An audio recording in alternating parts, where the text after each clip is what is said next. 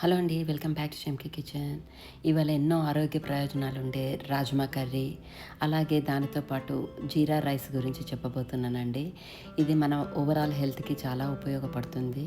రాజ్మా కర్రీలో మనకి కావాల్సిన హై ప్రోటీన్, హై ఫైబర్, అలాగే ముఖ్యంగా డైజెషన్కి, హార్ట్ హెల్త్కి, వెయిట్ రిడక్షన్కి ఎంతో ఉపయోగపడుతుంది. లేట్ చేయకుండా మనం రెసిపీలోకి వెళ్ళిపోదామా.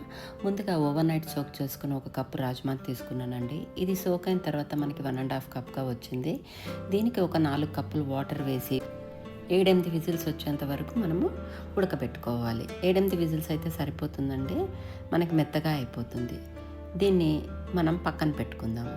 అలాగే జీరా రైస్ కోసము ఒక గ్లాస్ రైస్ని నేను వండుతున్నానండి. దానికి ఒక గ్లాస్కి నేను 1.25 వాటర్ వేసాను. అందులోకి తగినంత ఉప్పు, కొద్దిగా ఆయిల్ వేసి దాన్ని కూడా ఒక 2 విజిల్స్ పాటు ఉడికించుకొని దాన్ని కూడా పక్కన పెట్టుకొని చల్లారి పెట్టుకోండి. ఇలా పొడి పొడిగా వస్తేనే మనకి జీరా రైస్ బాగుంటుందండి. అలాగే మనం రాజ్మా కర్రీ కోసం ఒక 2 ఆనియన్స్ తీసుకున్నానండి. దాన్ని చీరికలుగా కట్ చేసుకోవాలి. ఈ కూరకి చీరికలుగా అయితేనే బాగుంటుంది. ఇలా తీసుకున్న చీరికలు, అలాగే ఒక టమాటోని మనం కట్ చేసుకోవాలండి. ఒక టమాటో అయితే సరిపోతుంది నేను తీసుకున్న క్వాంటిటీకి. తర్వాత ప్యాన్లోకి ఒక 2 టేబుల్ స్పూన్ల వరకు నూనె తీసుకొని అందులోని ఆనియన్స్ని గోల్డెన్ బ్రౌన్ వచ్చేంత వరకు వేగించుకున్న తర్వాత కొద్దిగా ఆనియన్స్ తీసుకొని పక్కన పెట్టుకోండి.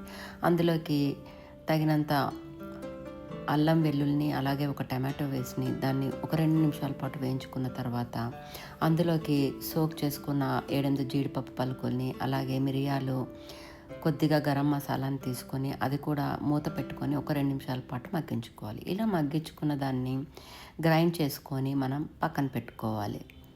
తర్వాత ప్యాన్లోకి 2 టేబుల్ స్పూన్ల వరకు గీ తీసుకొని అందులోకి మనం మసాలా పేస్ట్ని వేసి ఒక 2 నిమిషాల పాటు వేయించుకోవాలి.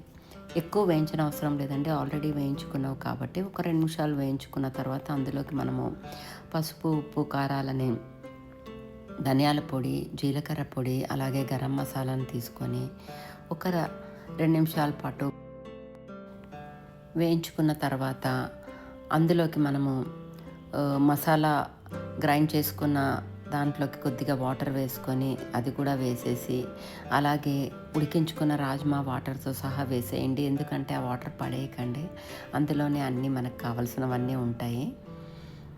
అలా ఒక హై ఫ్లేమ్లోనే కుక్ చేసుకోండి. ఆఖరిన అందులోకి 1 టీ స్పూన్ వరకు చోలే మసాలా, అలాగే కసూరి మేతి, కొత్తిమీరని వేసుకొని సర్వ్ చేసుకోవడమే, అంతేనండి. అలాగే మనకి రాజ్మా కర్రీలోకి జీరా రైస్ని కూడా ఎలా చేద్దామో చూసేద్దాం రండి.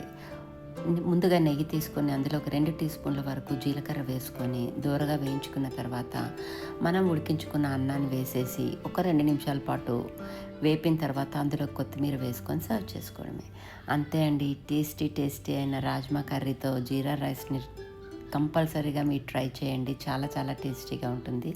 Please like, share, comment and subscribe to Chenki kitchen. Thanks for watching.